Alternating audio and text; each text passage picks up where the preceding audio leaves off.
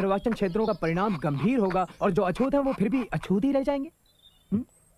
उन्हें कहने दीजिए। आप 2000 साल से बह रही धारा को रोककर उसे विरुद्ध दिशा में नहीं बहा सकते। दमन करने वाले कभी मसीहा नहीं बन सकते। हम राजनीतिक सत्ता चाहते हैं, न कि सिर्फ खूबसूरत शब्द, अच्छे इरादे या दान। एक और सवाल doctor Ambedkar please. Mister chairman, मैं जानता हूं प्रतिनिधियों के दिमाग में क्या है। अल्पसंख्यक वर्गों के उचित प्रतिनिधित्व का प्रश्न।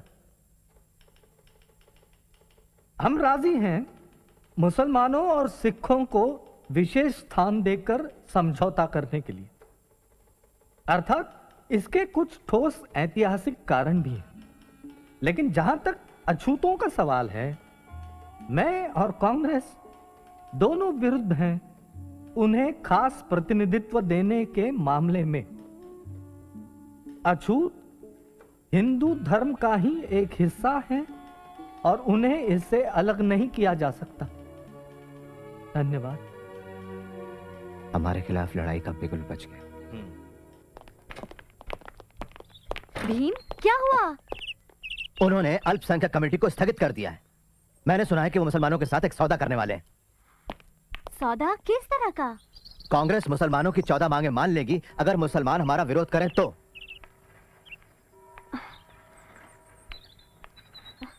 मेरी कुछ समझ में नहीं आता। तुम्हें जरूर कोई गलतफहमी हुई है। वो इतने बड़े संत माने जाते हैं, वो तुम्हारे साथ नाइंसाफी नहीं करेंगे। संत? वो एक मंझे हुए राजनेता है फैनी। कोई रास्ता नहीं बचता तो मिस्टर गांधी फिर षड्यंत्र करते हैं।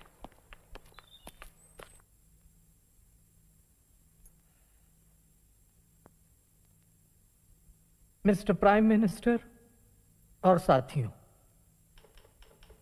मुझे बड़े दुख के साथ ये घोषणा करनी पड़ रही है कि हम सांप्रदायिकता के प्रश्न पर आपसी बातचीत के द्वारा किसी निर्णय पर पहुंचने में असफल रहे हैं।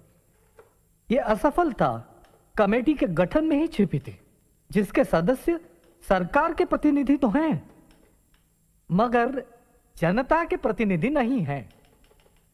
जहां तक कांग्रेस का सवाल है, वो सारे हिंदुस्तान का प्रतिनिधित्व करती है, जिसमें अछूत भी शामिल है। और मिस्टर चेयरमैन सर, मुझे इस बात में जरा सा भी शक नहीं है कि अपने समुदाय का पूरी तरह से प्रतिनिधित्व मैं करता हूं। पर महात्मा जी का दावा है कि कांग्रेस मुझसे ज्यादा अछूतों का प्रतिनिधित्व करती है। मैं इतना ही कहूंगा कि यह उन तमाम झूठे बयानों में से एक है जो गैर जिम्मेदार लोग अक्सर देते रहते हैं।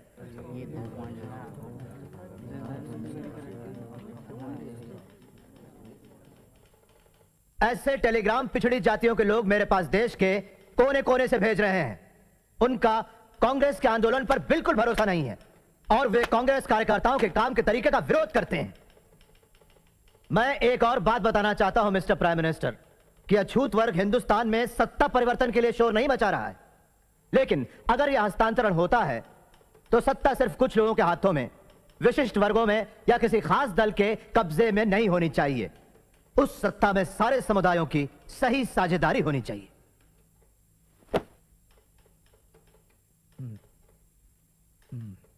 मुझे पूरा विश्वास है कि छुआछूत अब बिल्कुल खत्म होने वाली है और स्वतंत्र निर्वाचन क्षेत्र देने से यह कलंक बना रहेगा।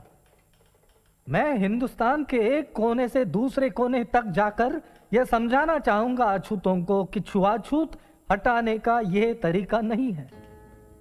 मेरे लिए तो छुआछूत जिंदा रहने से बेहतर है हिंदू धर्म की मौत।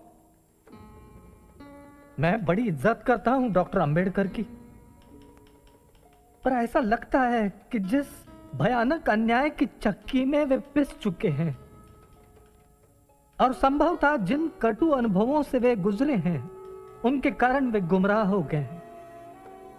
डॉक्टर अंबेडकर का यह दावा कि वे समस्त अछूतों की वकालत करते हैं बिल्कुल उचित नहीं है। मैं ये विनयता से कहता हूं कि मैं प्रतिनिधित्व करता हूं हिंदुस्तान के समस्त अछूतों का। अछूतों के राजनीतिक अधिकारों की जो लोग बातें करते हैं, अपने हिंदुस्तान को कतई नहीं जानते।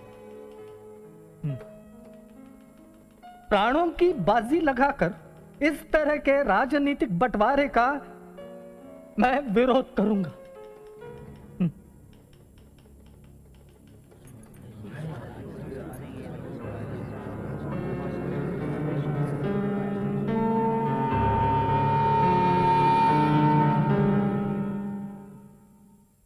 ये सरकार जातियों के आपसी मतभेदों को संविधान बनाने के काम में रुकावट नहीं डालने देगी। इसलिए जातियों के आपसी मतभेदों को आप कभी भी ज्यादा अहमियत ना दें। आप लोग, आप में से हर एक, इस कमेटी का हर एक सदस्य जातिगत सवाल को हल करने के लिए अपने हाथों दरखास्त लिखकर क्या मुझे भेजेगा और क्या मेरे फैसले को मानेगा। Thank you.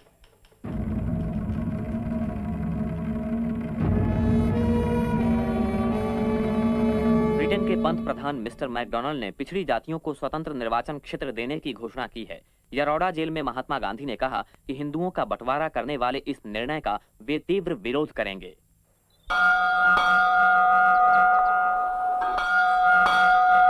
इसलिए हमने यह हमारा दायित्व समझा कि अल्पसंख्यकों के अधिकारों की रक्षा करने के लिए उन्हें उचित अनुपात में विधानमंडल का प्रतिनिधित्व दिया जाए।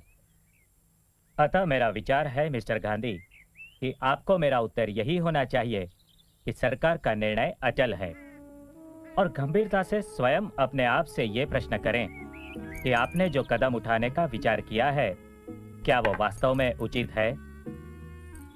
आपका परम शुभचिंतक रैमसे मैकडोनाल्ड।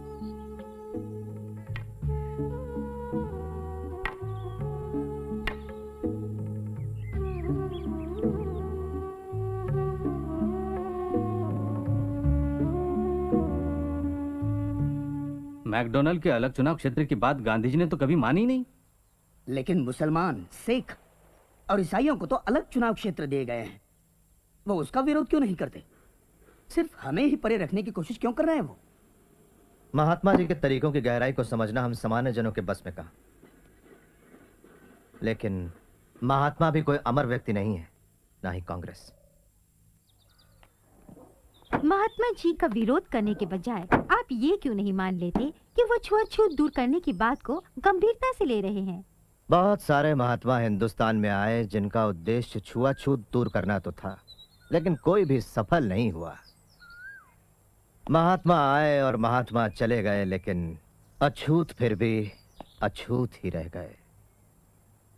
अंबेडकर, अंबेडकर, अंबेडकर, अंबेडकर, बापूजी को बचाओ, महात्मा गांधी जिंदाबाद, महात्मा गांधी जिंदाबाद, डॉक्टर अंबेडकर, बापूजी को बचाओ, डॉक्टर अंबेडकर, बापूजी को बचाओ, अंबेडकर। आप लोग मुझे शांति से रहने क्यों नहीं देते? बहुत काम करना है मुझे।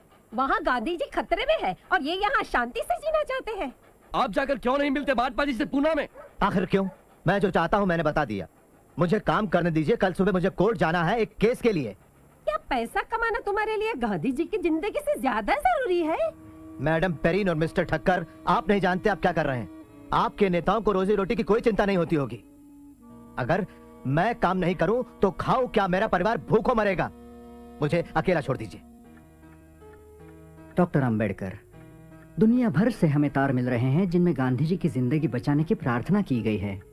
महात्मा जी को बचाना ही चाहिए, लेकिन हमारे हकों के सामने आप गांधी जी की जिंदगी का प्रश्न आखिर क्यों खड़ा कर रहे हैं?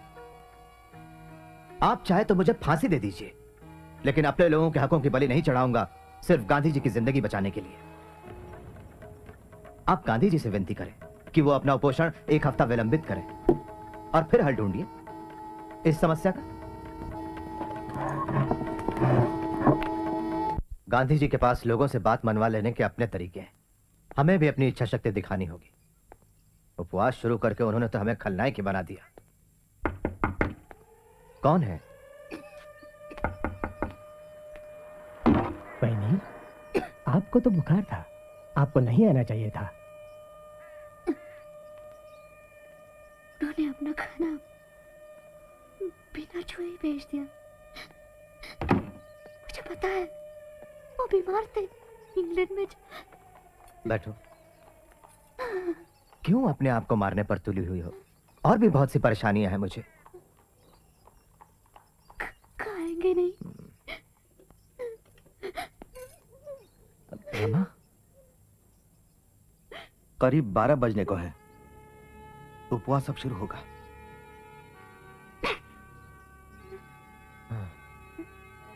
बाबू।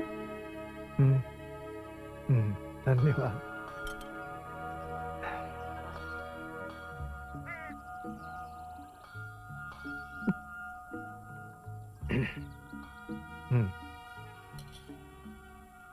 वल्लभ भाई, मेरी ईश्वर के साथ लड़ाई शुरू होती है। आपके आराम करने से पहले बाबू, पत्रकार आपसे मिलना चाहते हैं।